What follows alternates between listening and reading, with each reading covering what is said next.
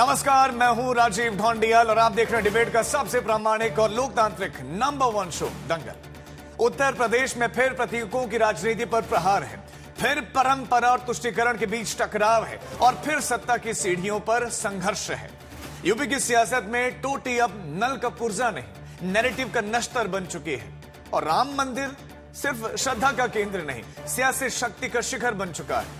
कानून व्यवस्था, भ्रष्टाचार के आरोप जैसे मुद्दे भी सिर चढ़कर बोल रहे हैं। इन्हीं मुद्दों पर मुख्यमंत्री योगी और अखिलेश यादव में कलेश बढ़ गया है। 2027 के लिए 2017 के मुद्दे तलाशे जा रहे हैं। जैसे जैसे 2027 करीब आ रहा है, वैसे वैसे शब्दों के शस्त्र तेज हो रहे हैं, प्रतीकों के प्रहार तीखे हो रहे हैं और राजनीति का पारा परवान चढ़ रहा है। सवाल सीधा है, क्या चुनाव विकास पर होगा या विमर्श पर?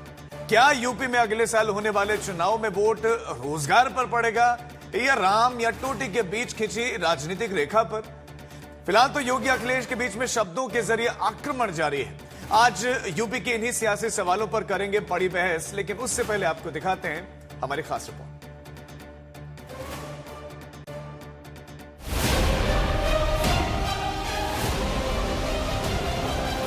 सत्ता में बैठे हुए लोग 2017 के पहले इन दंगाइयों को, इन पेशेवर गुंडों को प्रश्रय देते थे, इनके सामने नतमस्तक होते थे।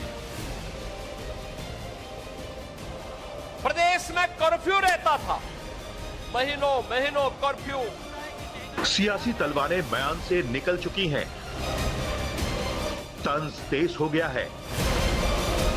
2027 की तरफ बढ़ती यूपी की राजनीति में शब्द अब शस्त्र बन चुके हैं। सीएम योगी 2017 की याद दिला रहे हैं। 16 में इस गोंडा में भी दुर्गा पूजा के समय दंगा करने का प्रयास हुआ था। यहां भी दंगे हुए थे। मां दुर्गा की मूर्ति को विसर्जन नहीं करने दिया जाता था। वहीं दूसरी तरफ अखिलेश यादव योगी सरकार को महाजंगल राज का चेहरा बता रहे हैं। सोशल मीडिया पर अखिलेश ने लिखा, असफल मुख्यमंत्री काल में महाजंगल राज, अवैध खनन, कब्जा, हत्या, डकैती, बलात्कार। ये दो विचारों की भिड़ंत है, दो विमर्शों का युद्ध है, दो वोट बैंकों की व्यूह रचना है। योगी कहते हैं कि पहले माफिया प्रदेश को तबाह कर रहे थे। चुनावी इतिहास गवाह है कि उत्तर प्रदेश में मुद्दों के साथ माहौल जीतता है, तथ्य के साथ धारणा भी जीतती है। उसी को पुख्ता करने के लिए सीएम योगी लगातार अखिलेश राज की याद दिला रहे हैं।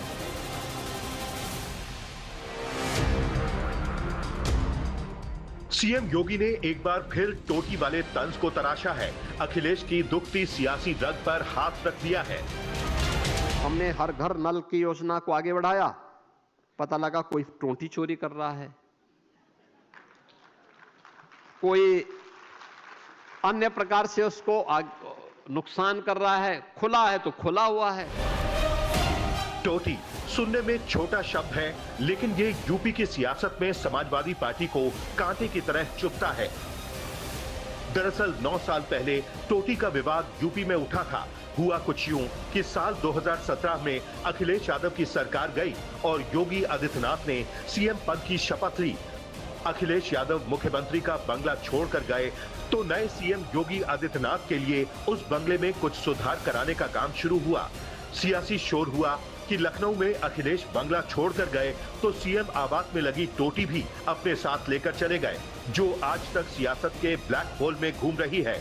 अखिलेश भी इस पर कहां चुप रहने वाले थे। उन्होंने सोशल मीडिया पर लिखा, सीएम यानी करप्ट माउथ। विज्ञान कहता है कि किशोरावस्था में किया गया वनस्पति का अत्यधिक सेवन व्यक्ति के बोलने और समझने की क्षमता को प्रभावित करता है। नमः पार्वती पतिये हर हर। यूपी की राजनीति कमाल की है। यहाँ राम का चुनावी विमर्श है, टोटी तंज का औजार। हमने हर घर नल की योजना को आगे बढ़ाया, पता लगा कोई टोटी चोरी कर रहा है, फिलहाल तो सीएम योगी धुआंधार अंदाज में अखिलेश यादव सरकार के सारे पन्ने एक एक करके खोल रहे हैं। सपा के गुंडे खा जाते थे, उनके दलाल खा जाते थे, गरीब कहां, गरीब तो देखता रह जाता था। आज आपको हम लोगों ने कार्ड भी उपलब्ध करवाया है, हर गरीब को फ्री में राशन की सुविधा का लाभ भी प्रदान। अच्छे लोगों को चुनोगे, अच्छा परिणाम आएगा। माफिया को चुन करके भेजोगे तो खून भी चूस डालेगा। विकास का पैसा तो हजम करेगा ही करेगा, संपत्तियों पर भी माफिया कब्जा करता है। बीजेपी राज में महाभ्रष्ट शासन प्रशासन ने जनता का विश्वास खो दिया है। हत्याओं और एनकाउंटर ने उत्तर प्रदेश की छवि को पूरी तरह नकारात्मक बना दिया है। बीजेपी खुद अपराधी है। सीएम योगी चुनावी चौसर पर ऐसी बिसात बिछा रहे हैं जिसका असर 2027 चुनाव पर हो सकता है। जिस बोली और भाषा को समझेंगे उसी में उनको समझाने का काम करेंगे और नौजवानों के रोजगार पर किसी को डकैती नहीं डालने देंगे। इंसेफ्लाइटिस की बीमारी वैसे ही समाप्त हो गई है जैसे माफिया यूपी से समाप्त हो गए हैं। हमने माफिया को भी समाप्त किया और मच्छर को भी समाप्त किया। ये मच्छर बीमारी लाता था, माफिया बेरोजगारी लाता था। अबे हमने कहा कि गौ हमारी माता है, जन्म जन्मांतर का नाता है। हमने गाय को माता माना है, तो गाय तो हमारे लिए माता है, वो पशु नहीं। पशु तुम्हारी बुद्धि है जो तुम हमारी गौ माता को पशु बोलते हो। सामान्य जीवन में अहिंसा ही सर्वोच्च धर्म होना चाहिए, लेकिन अगर सामने वाला देश और समाज की सुरक्षा के लिए खतरा है तो उसके लिए अहिंसा नहीं चल सकती है, उसके लिए तो हिंसा ही हमें अंततः अपनानी पड़ेगी। क्योंकि यूपी में चुनाव सिर्फ लड़ा नहीं जाता, यहां नैरेटिव भी जमकर बोलता है। उसी के जरिए 2027 विधानसभा के लिए बीजेपी और समाजवादी पार्टी अपने अपने हिसाब से माहौल बनाने में जुट गई है। आज तक ब्यूरो। और अब उन सवालों पर डालते हैं नजर जिनके इर्द गिर्द आज की हमारी बहस रहेगी केंद्रित। सवाल नंबर 1, क्या यूपी में 2027 चुनावों की लड़ाई अभी से शुरू हो गई है? बयान इस ओर संकेत कर रहे हैं। सवाल नंबर 2, क्या योगी कानून व्यवस्था को सबसे बड़ा चुनावी मुद्दा बनाएंगे? अलग अलग मन से जो बयान आ रहे हैं ये भी संकेत कर रहे हैं। सवाल नंबर 3, क्या एनकाउंटर पर अखिलेश यादव का सवाल उठाना उनकी पार्टी के लिए फायदेमंद होगा? और चर्चा के लिए खास मेहमान भी हमारे साथ जुड़ गए। हमारे साथ बीजेपी प्रवक्ता शलभ मणि त्रिपाठी जुड़े हैं, हमारे साथ समाजवादी पार्टी के प्रवक्ता मनोज काका जुड़े हैं, हमारे साथ अनिल दुबे जुड़े हैं जो कि आरएलडी के स्पोक्स पर्सन है, साथ ही साथ हमारे साथ राजनीतिक विश्लेषक प्रोफेसर सतीश प्रकाश हैं और राजनीतिक विश्लेषक शांतनु गुप्ता भी हमारे साथ जुड़े हैं। लेकिन शलभ मणि त्रिपाठी जी, चर्चा की शुरुआत आज आपसे। समाजवादी पार्टी उत्तर प्रदेश के मुख्यमंत्री योगी आदित्यनाथ को असफल मुख्यमंत्री कह रहे हैं, साथ साथ में कह रहे हैं कि अवैध खनन हो रहा है, हत्या हो रही है, डकैती हो रही है, बलात्कार हो रहा है, महाजंगल राज है। अब देखिए, समाजवादी पार्टी अगर भारतीय जनता पार्टी की या भारतीय जनता पार्टी के यशस्वी मुख्यमंत्री योगी आदित्यनाथ जी की तारीफ करने लगेगी तो आप जरा बताइए कि राजनीति का क्या ही होगा। ये तो समाजवादी पार्टी कहेगी। समाजवादी पार्टी ने 2017 में भी यही कहा, 2022 में भी यही कहा और 2027 के चुनाव से पहले भी यही कह रहे हैं। लेकिन उत्तर प्रदेश की जनता सबसे बड़ी न्यायाधीश है, उत्तर प्रदेश की जनता सबसे बड़ी मालिक है।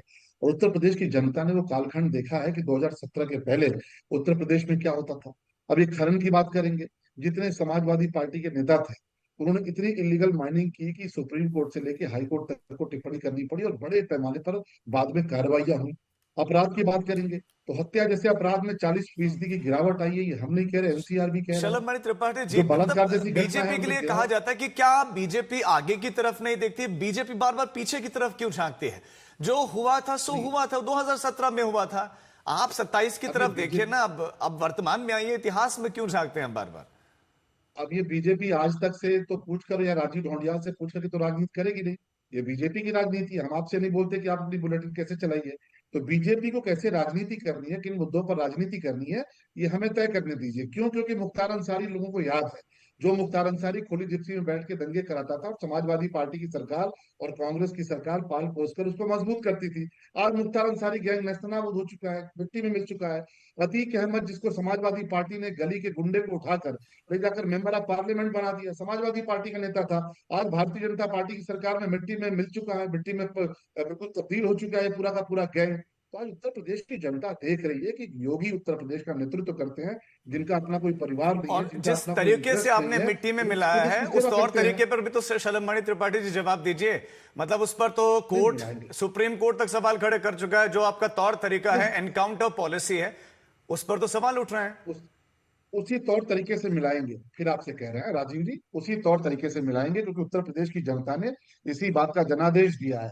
उत्तर प्रदेश की जनता ने देखा है कि 2017 के पहले एक एसएसपी स्तर का अधिकारी जाकर अतीक अहमद के यहाँ वारंट इशू नहीं करा पाता था। आज हमारा एक होमगार्ड जाता है और अतीक अहमद और मुख्तार अंसारी जैसे गुंडों के यहाँ सम्मन चिपका कर चलाता है, किसी की औकात नहीं एक शब्द बोल दे, क्योंकि मिट्टी में मिलाने का जनादेश जनता ने दिया है। और एनकाउंटर पे या जो भी सवाल उठे हैं, आप भी कोर्ट चले जाइए, समाजवादी पार्टी के लोगों को भी कोर्ट जाना चाहिए, जाकर फांसी लगवा दे हमारे लोगों को। इतनी सारी यानी ये जो एनकाउंटर करवाए, ये जानबूझकर करवाए गए, ये आप मिट्टी में मिला नहीं। तो आप कह रहे हैं कि आप तो श्रेय ले रहे हैं।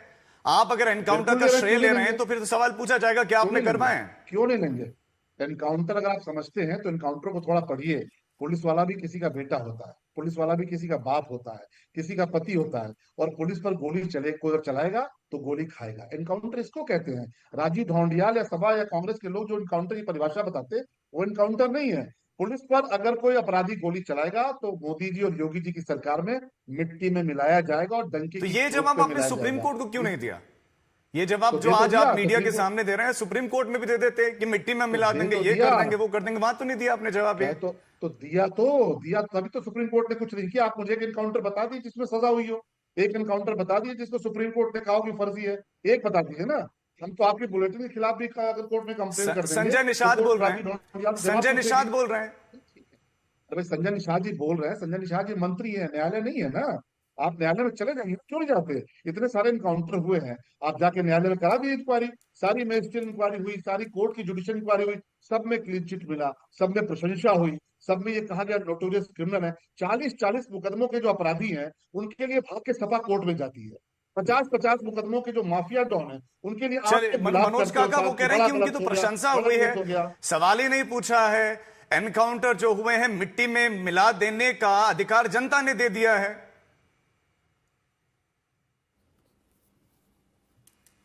जी राजू जी, हमसे जी सवाल जी है। जी मनोज काका जी, देखिए वो जो बात है ना कि लश्कर भी तुम्हारा है, सरदार भी तुम्हारा है, तुम झूठ को सच लिख दो, सरकार भी तुम्हारा है। तो ये किस तरह की बात हो रही है? इस विद्वान प्रवक्ता से मैं ये पूछना चाहूंगा। सारे माफिया मिट्टी में मिल गए और देश के प्रधानमंत्री भी सुने आपके मंच को, पूरी देश की जनता सुने। उसी उत्तर प्रदेश में बनारस से कौन सांसद है? देश के प्रधानमंत्री हैं, तीसरी बार है। बनारस का एमएलसी कौन है? कौन साधु है? जिस माफिया के खिलाफ लगातार लोग कह रहे हैं कि हमारी जमीन माफिया से बचाओ, हमारी जमीन माफिया से बचाओ। मुख्यमंत्री जी का सारा जो माफियाओं पे जो बंदूक चलती है, अगर स्वजाति माफिया आ जाएगा तो उत्तर प्रदेश के मुख्यमंत्री योगी आदित्यनाथ जी की, उनके पुलिस की, उनका न बुलडोजर काम कर पाता है और ना ही उनकी बंदूकें चल पाती हैं। इनकी बंदूकें सिर्फ दलितों, पिछड़ों पर चलेंगी, कोई मुसलमान पर चलेगी। तो इस तरह से जिस सरकार को अभी कल ही विनोद दिवाकर की बेंच ने, अभी साथी कह रहे थे कि कोर्ट कहती है, कोर्ट ने कहा, इलाहाबाद उच्च न्यायालय ने कहा, विनोद दिवाकर ने कहा, जस्टिस विनोद दिवाकर ने, कि उत्तर प्रदेश की पुलिस अपने राजनीतिक आकाओं को खुश करती है। कितना दुर्भाग्यपूर्ण है, वो संविधान के किसी भी मूल्य को, संविधान के संवैधानिक सिद्धांतों को नहीं मानती है। उत्तर प्रदेश के मुख्यमंत्री इसीलिए जाने जाते हैं कि रात में 2 बजे बेटी जलवा देते हैं। उत्तर प्रदेश के मुख्यमंत्री इसीलिए जाने जाते हैं कि स्वजाति माफियों को संरक्षण करते हैं, उनको हेलीकॉप्टर में बैठा के चलते हैं। नहीं तो मैं ये जानना चाहूंगा कि उसी बनारस में हेमंत पटेल की हत्या हुई, स्कूल में घुस करके उसको गोली मारी गई, क्या उसके जिस पर आरोप है उसका इनकाउंटर कर पाए? यूपी कॉलेज में जो युवा की हत्या हुई उसका इनकाउंटर कर पाए? तो ये जो लोग हैं जो निरा अपराध को, अभी हम आप जब बात कर रहे हैं, ये बहुत विकास बता रहे मनोज काका, हैं। अभी स्वयं आप बेचारे, अगर इशू पर रहते तो वहां तक तो ठीक है, तो आप मसलों पर बोल सकते हैं, ठीक है, एक राजनीतिक दायरे में सारी चीजें कही जा सकती है, लेकिन जो अखिलेश यादव पोस्ट कर रहे हैं कि वनस्पति का अत्यधिक सेवन करने से बोलने और समझने की क्षमता प्रभावित हो जाती है, या आप किस तरफ जा रहे हैं? मतलब आप क्या कहने का प्रयास कर रहे हैं? नहीं, देखिए भाषा की जो बात है, भाषाई मर्यादा तो सबसे ज्यादा उनको सीखने की जरूरत है, जो अपने ही सांसद को किस तरह के शब्दों से अब वो कौन सा शब्द पहले जैसे शब्दों का प्रयोग किया जा रहा था, वो तो मैं आपके चैनल पर कह रहा हूं, माफी चाहता हूं। इस तरह के शब्द तो हम लोग भी नहीं बोल सकते हैं। उत्तर प्रदेश के मुख्यमंत्री बोल रहे हैं, एएनआई को क्या बोला उन्होंने, जिन लोगों की पूरी ट्रेनिंग ही गालीबाजी में हुई हो, जिनका आदर्श हेमंत बिश्व शर्मा से लेकर के रमेश बिधूड़ी हो, अनुराग ठाकुर हो, जिन लोगों की गाली देने की पूरी ट्रेनिंग की गई हो, तो उन लोगों से किस तरह की भाषा के उपयोग। और सच है कि वनस्पति के प्रयोग से, यह सही बात है कि वनस्पति के प्रयोग से उत्तर प्रदेश में अभी आज ही उत्तर प्रदेश के एयरपोर्ट पर 12 करोड़ का वनस्पति पकड़ा गया। तो जब प्रवक्ता और उत्तर प्रदेश के जो शीर्षस्थ लोग हैं, वो जब वनस्पति का ज्यादा सेवन करेंगे, जब डग्गा मार गाड़ियों का कभी संचालन कराए रहे होंगे, तो उनसे अच्छी भाषा की उम्मीद कैसे कर सकते हैं आप? भाषा पर तो कबीर ने कहा कि ऐसी भाषा बोलिए मन का आशा खोए, औरन को शीतल करें आप शीतल हो। लेकिन जो लोगों की पूरी ट्रेनिंग ही गालीबाजी की हुई हो, जिन लोगों के आदर्श ही नाथूराम गोंडसे रहे हो, उनसे आप शुचिता और नैतिकता की उम्मीद कैसे कर सकते हैं? हमारा सवाल है कि अगर उत्तर प्रदेश में सुरक्षित कानून व्यवस्था है, उत्तर प्रदेश में बहुत बिजली मिल रही है, तो जो विधायक साथी बैठे हैं, ये बेचारे अभी 2-3 दिन पहले फीटर पर खड़े थे, तो इनसे पूछिए अगर सुरक्षित कानून व्यवस्था है, तो बनारस से लेके गाजीपुर से लेके गाजियाबाद, उसी गाजीपुर में क्यों हत्याएं हो रही हैं? आए दिन हत्याएं हो रही हैं। उत्तर प्रदेश हत्या के मामले में और बेटियों के खिलाफ अपराध के मामले में एनसीआरबी के आंकड़े हैं पूरे देश में नंबर 1 पर है। आज शलभ मणि जी आई, उनके पास तो डेटा होता ही है, काफी जानकार व्यक्ति हैं शलभ मणि जी, जो उन्होंने आरोप लगाए हैं उन पर जवाब तो देते हुए आप ही बता दीजिए, महिला अपराधों में उत्तर प्रदेश इस समय कहां है? हत्या के मामले दूसरे प्रदेशों, चलो कांग्रेस शासित प्रदेशों से कंपैरिजन कर लीजिए, बता दीजिए कहां है? दलितों के खिलाफ होने वाले अपराध में पहले नंबर पर है। अगर आप सुन लेंगे मेरी बात सुन लीजिए, हत्या के मामलों में 40% से ज्यादा की गिरावट आई, महिला अपराध के मामलों में 43% से ज्यादा की गिरावट आई। जो प्रोसिक्यूशन है यानी सजा दिलवाने में, उसमें 30% की बढ़ोतरी हुई है। लूट डकैती 80% नीचे हुआ है, लेकिन ये नहीं मानेंगे। मैं सीधे सीधे विषयों पे आता हूं जिनके जरिए आप समझेंगे। अब आप जरा समझिए, इनके लिए राजू पाल क्या है? एक गड़ेरिया समाज से, पाल समाज से आने वाले व्यक्ति है, विधायक हैं। राजू पाल की दिन दहाड़े हत्या कर दी जाती है। वो पीडीए में आते हैं कि नहीं आते हैं? और राजू पाल की पत्नी, उन्होंने समाजवादी पार्टी ये कह के लात मार दी, जो विधायक हैं, कि जिन्होंने पति की हत्या करा दी और उसके बाद देवर की हत्या करा दी। यानी राजू पाल विधायक की हत्या का इंसाफ लड़ते लड़ते उमेश पाल की हत्या करने वाले लोग कौन थे? किस पार्टी से बीच में मत बोलने दूंगा, किसी को टोकने नहीं दूंगा, जिसका टर्न है वो बोलेगा। अगले 30 सेकंड में शलभ मणि जी फिर दूसरे मेहमान राजीव जी मेरा टाइम दीजिए, राजीव जी मेरा टाइम दीजिए, राजीव जी मेरा टाइम। मनोज काका जी प्लीज उनको सुनिए, लेकिन अगले 30 सेकंड में खत्म करें, दूसरे मेहमान के पास मुझे भी टोकना आता है। देखो मुझे पता है कि ये जिस प्रकार के अतिक्रमणकारी उनसे कैसे निपटा जाता है, मैं निपट सकता हूँ, लेकिन इनको रोकिए पहले। दूसरी बात, राजू पाल, उमेश पाल, काका जी प्लीज मुझे फेड डाउन करना पड़ेगा मजबूरन।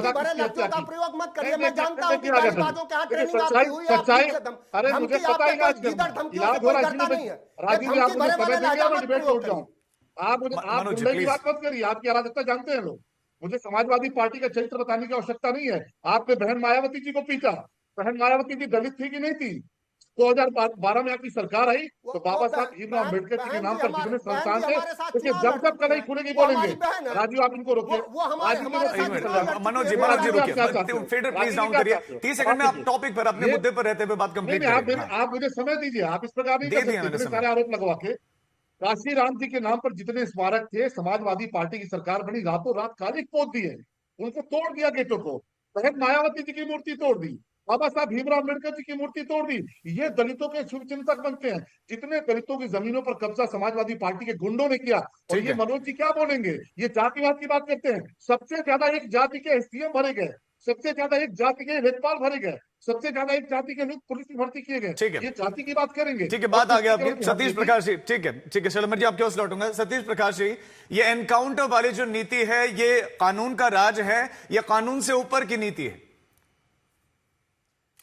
कोई भी सभ्य समाज में एनकाउंटर कोई व्यवस्था नहीं हो सकती। ये कहीं ना कहीं असभ्य समाज का एक इंडिकेटर है। दूसरी बात, एक सवाल मैं पूछना चाहता हूं कि 17,500 एनकाउंटर करने के बावजूद भी अगर उत्तर प्रदेश अपराध मुक्त नहीं हो रहा है तो यह सरकार की व्यवस्था और सरकार की पुलिस और कहीं ना कहीं सरकार इसके प्रति जवाबदेही सुनिश्चित होनी चाहिए। आखिर इतने एनकाउंटर होने के बाद उत्तर प्रदेश इसलिए अपराध मुक्त नहीं हो पाया कि आपने एनकाउंटर करते वक्त आपकी नीति ठीक नहीं थी।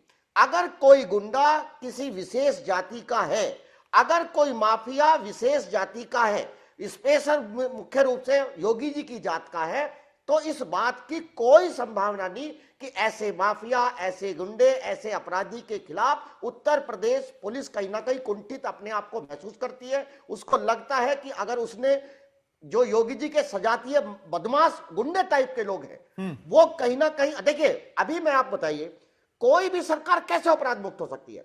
आज की डेट में 28% जो बीजेपी के विधायक हैं उनके ऊपर हीनियस क्राइम के मुकदमे हैं। ये बात सच है। यही योगी सरकार ने बाकायदा हाईकोर्ट के अंदर लगभग 2,500 मुकदमे लिखवाने वापस करने की बात करी। तो ऐसे समय में लोगों को याद आ रहा है, देखिए अपराध कैसे खत्म होता है। 2007 से लेकर के 2012 के बीच में आदरणीय बहन जी की सरकार थी। बहन जी के एक एमपी के ऊपर एक महिला ने आरोप लगाया और बहन जी ने उस अपनी पार्टी के एमपी को अपने आवास पर बुला करके बाकायदा गिरफ्तार कराया, जेल भिजवाया। ये एक सबक है। अगर आप लोगों के सामने एक नैरेटिव क्रिएट करेंगे तो लोग डरेंगे। अगर योगी जी वाकई सच्चे मन से, और आप मुझे ये बताइए इन 17,500 एनकाउंटर में 50 तो बदमाशों के एनकाउंटर नहीं है। आपने कहीं से जरा जरा से लोगों को उठाकर का एनकाउंटर भी आप कैसे कर रहे हैं भाई? किसी के पैर में गोली मारते हैं। अब तो उत्तर प्रदेश में यह भी जुमला है कि अगर गोली लगने के भी रेट तय है।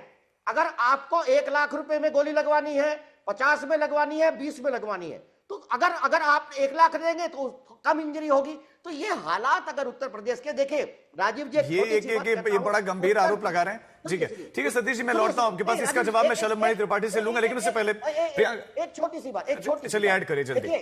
उत्तर प्रदेश की सबसे बड़ी समस्या है बेरोजगारी। उत्तर प्रदेश के अंदर 8.5 लाख पद खाली पड़े हैं। उत्तर प्रदेश के अंदर हर घर के अंदर एक बेरोजगार व्यक्ति बैठा है।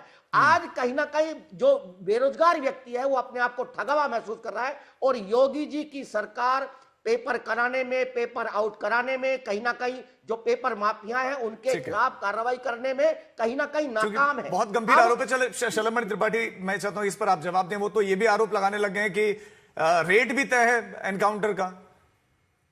अब देखिए सतीश प्रकाश जी के लिए वो लोग महापुरुष हैं। मैं चुनौती देता हूँ, 17,500 एनकाउंटर हुए हैं, उनके जाके फूल माला उनको पहनाइए आप सतीश प्रकाश जी।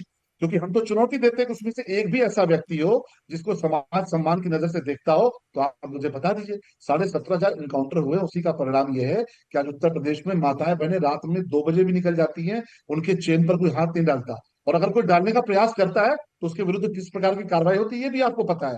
आपने बेरोजगारी की बात की, आप जरा समाजवादी पार्टी की सरकार में और अपनी सरकार में देख लीजिए। आपकी बसपा की सरकार में 1.5 लाख भर्तियां होती, समाजवादी पार्टी की सरकार में 2.5 लाख भर्तियां होंगी। 6.5 लाख।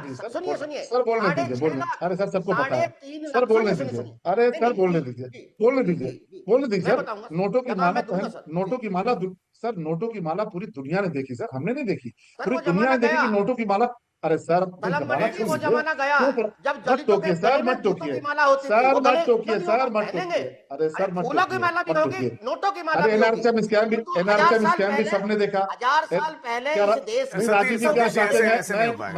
एक करके आपको नहीं टोका था सतीश जी किसी ने बीच में। शलभमणि जी, आप चूंकि काफी समय हो गया, 20 सेकंड में आप बोले, फिर प्रज्ञा के पास आप चुप तो कराइए पहले, कैसे बोलूं सतीश जी प्लीज? चुप तो कराइए पहले, कैसे बोलूंगा? नहीं ऐसे थोड़ा होगा, आप अपनी बारी बोलिए, अपनी बारी बोलिए। अरे सतीश जी आपको समय मिलेगा। राजीव जी देखिए ये बात ठीक नहीं है, ये तरीका ठीक नहीं है। मैं अगर टोक ना रहा हूं तो आप बोल सकते हैं, मैं अगर टोक ना रहा हूं तो आप बोल सकते हैं। मैं तो बिल्कुल कह रहा हूं चुप रहने के लिए। आप मुझे बता दिए, फिर मैं चुप रहता हूँ। तो बसपा सरकार का एनआरएचएम स्कैम हो, चाहे बसपा सरकार के जो हाथियों के घोटाले हुए थे, वो सबको पता है। लेकिन मैं थोड़ा सा कह रहा हूँ कि आज जरा जो लोग बात कर रहे हैं 8.5 लाख पद खाली हैं, सूर्या चौहान नहीं, 10 लाख भर्तियां हुई उत्तर प्रदेश में, 10 लाख ईमानदारी से भर्तियां हुई हैं। 10 लाख।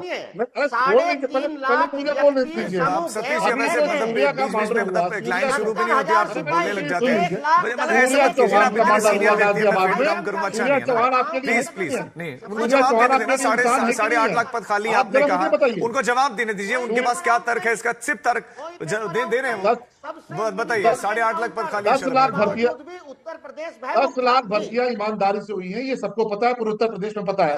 10 लाख भर्तियां, कोई नहीं कह सकता कि समाजवादी पार्टी और बसपा की सरकार का इश्तेहार भरे जाए। सतीश जी, मैं भी आपको बोलने नहीं दूंगा, फिर मैं भी आपको बोलने नहीं दूंगा, आप कभी बोल नहीं पाओगे।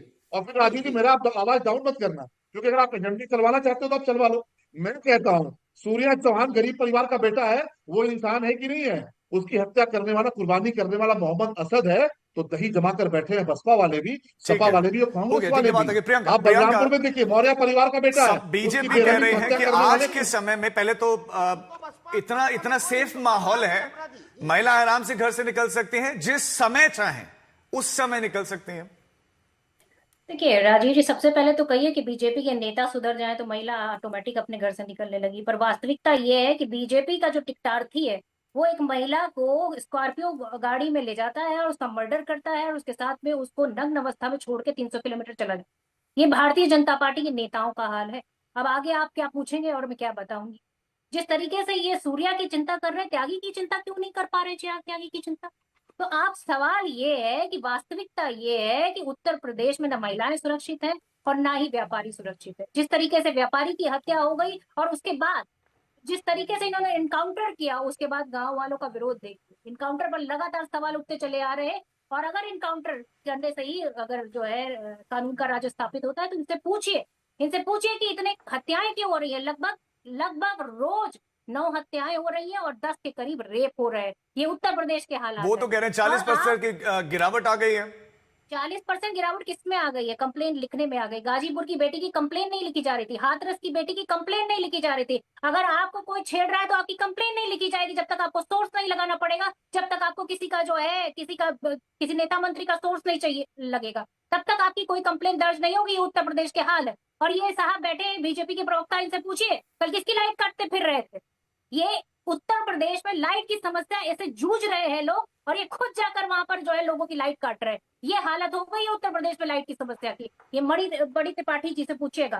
केजीएमयू का हॉस्पिटल जो लखनऊ का हॉस्पिटल है, जो उत्तर प्रदेश की राजधानी में, उसमें क्या हो रहा है? उसमें धांधली चल रही, कमीशनखोरी चल रही, भ्रष्टाचार चल रहा। इसके तहत गंभीर बीमारियों में जो दवाएं यूज होती है वो कमीशनखोरी के नाम पर भ्रष्टाचार के भेंट चढ़ जाती है। ठीक है, मैं लौटता हूँ प्रियंका आपके पास, और दूसरे मेहमान भी है, वो काफी देर से इंतजार करें। अनिल, ये गलत बात है राजीव जी। मैं तो इतना समय दिया तो है आपको बोलने के लिए। इतनी देर बाद कितना समय दिया आपने? नहीं तो कम से कम पिछले 1.5 मिनट से तो आप बोल रहे हैं प्रियंका। अगर आप इस तरीके से डिबेट कराते तो कांग्रेस को मत बिठाया। प्रियंका, मैंने आपको पूरा समय दिया बोलना, आप ये नहीं कह सकते मैंने आपको समय नहीं दिया है। अगर आपको मतलब पूरी लंबी स्पीच देनी है तो फिर आप ऐसे करिए। डिबेट में ऐसे थोड़ी होता है, मतलब 1.5 से 2 मिनट बोलिए आप चाहें तो देख सकते हैं बाद में। चलिए कंप्लीट करिए, चलिए अतिरिक्त 20 सेकंड और देता हूँ, बोलिए। मैं सवाल ये पूछ रही हूँ कि आखिर भ्रष्टाचार की भेंट क्यों उतरती जा रही है? आपकी टंकियां जो फूटती चली जा रही है और भ्रष्टाचार की वजह से सड़कें धंसती चली जा रही है। 12-12 फीट गड्ढे होते चले जा रहे हैं आपके आगरा में। अस्पतालों पे जो है आप सोचिए, डॉक्टर नहीं है, दवाएं नहीं है, मरीज जो है पूरी तरीके से स्ट्रेचर नहीं मिल पा रहा। और बन क्या रहा है? 6 मंजिला इमारत बन रही है भारतीय जनता पार्टी के कार्यालय की। पूछिए इनसे कहां से इतना पैसा आ रहा है। आधे दामों में जमीनें खरीद के जो है भारतीय जनता पार्टी के बहुमंजिला इमारत जो है कार्यालय बन रहे हैं। और लोगों के लिए हॉस्पिटल नहीं है, लोगों के लिए सड़क नहीं है, लोगों के लिए रोजगार नहीं है।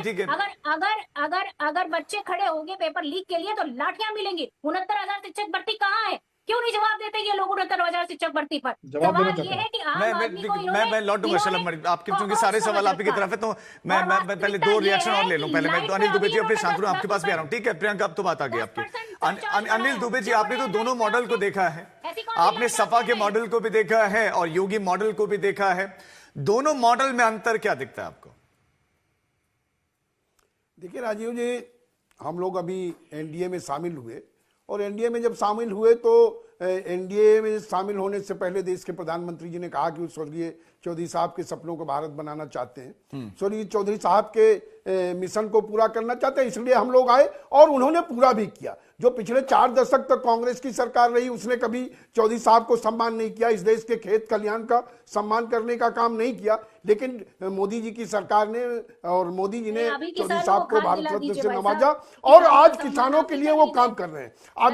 अभी जो है गन्ना नियंत्रण आदेश एक केंद्र सरकार लाई थी और हमारे राष्ट्रीय अध्यक्ष माननीय जयंत चौधरी जी ने उसको केंद्र सरकार से वार्ता करके उस अध्यादेश को वापस कराने का काम किया। तो हमारा तो एजेंडा, हमने ये देखा कि मोदी जी की सरकार, एनडीए की सरकार किसानों के लिए काम कर रही है, रोजी रोजगार के लिए काम कर रही है, विकास के लिए काम कर रही है और सरकार की योजनाएं, जो सरकार ने योजनाएं लागू की वो सभी जातियों को, सभी धर्मों को मिल रही है। लेकिन अब विपक्ष को तो विरोध करना है, विरोध के लिए अगर विरोध करना है तो वो करें।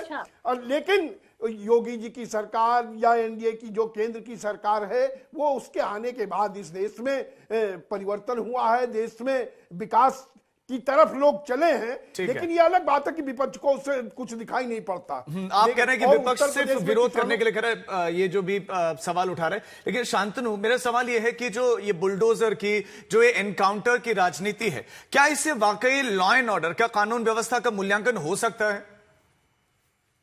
देखिए, मूल्यांकन तो आप एनसीआरबी की रिपोर्ट से कर सकते हैं और एनसीआरबी की जो 2024 की रिपोर्ट आती है उसका जो सबसे टॉप लाइन है वो कहती है कि उत्तर प्रदेश में जो क्राइम मतलब 1 लाख में कितना क्राइम होता है उसमें 30% की गिरावट आई है और नेशनल एवरेज से 30% कम है। मतलब नेशनल एवरेज 250 का है और उत्तर प्रदेश 180 का है। ऐसे नहीं उत्तर प्रदेश में क्राइम नहीं होता, लेकिन उत्तर प्रदेश में पहले राजीव भाई क्राइम होता तो थीम होती थी लड़के हैं गलती हो जाती है। आज उत्तर प्रदेश में क्राइम होता है तो माफिया को मिट्टी में मिला दूंगा। तो ये जो डिफरेंस है मेरे ख्याल से यही आज का उत्तर प्रदेश, और उसमें 34,000 गिरफ्तारियां भी हुई हैं। और जब 17,000 केसों में दबिश हुई और सामने से काउंटर फायरिंग हुई, उसमें 280 लोग मारे भी गए, वो भी। और उन सब 280 केसों की मजिस्ट्रेट जांच हुई, उसमें एक भी केस में, कह रहा हूं एक भी केस में मजिस्ट्रेट इंक्वायरी में पुलिस गलत नहीं साबित हुई।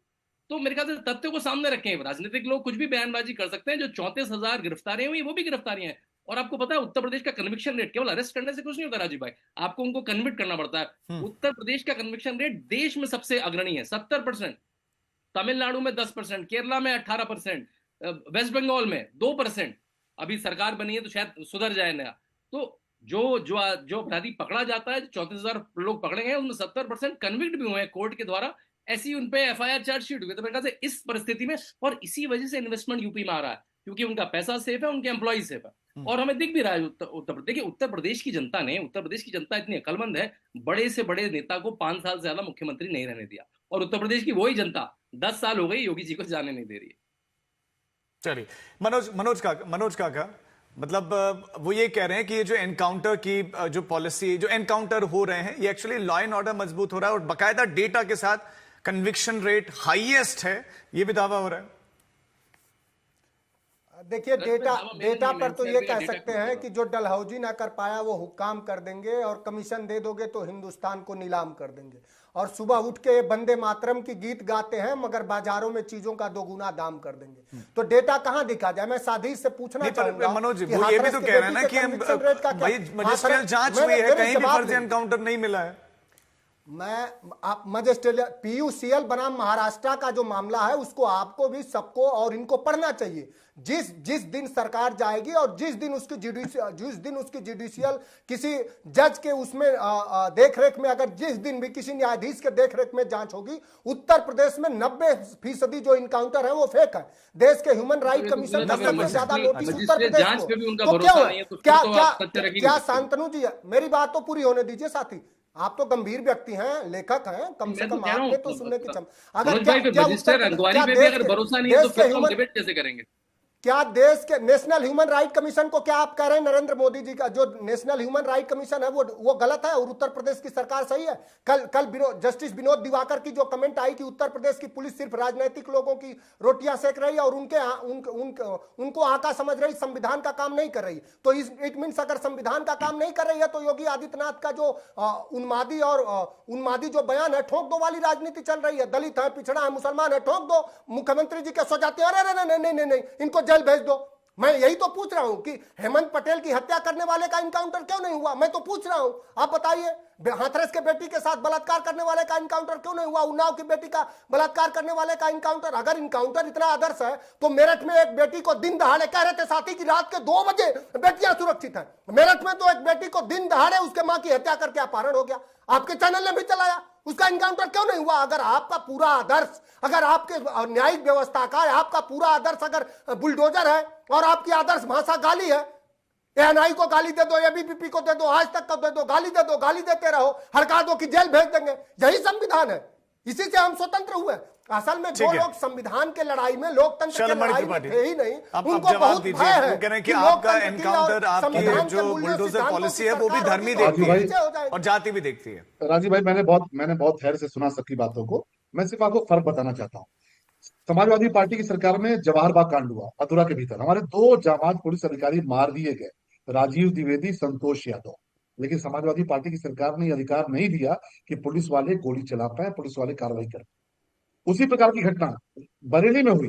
मनोज मिश्रा एक गौ तस्करों की गाड़ी रोकते हैं, सब इंस्पेक्टर हैं, और गौ तस्कर उनको फायरिंग झोंकते हैं, लेकिन मनोज मिश्रा को अधिकार नहीं था कि अपने बचाव में गोली चला। ये होता है, ये पॉलिसी होती है। आज योगी जी ने अधिकार दिया कि अगर पुलिस पर कोई गोली चलाएगा तो गोली खाएगा।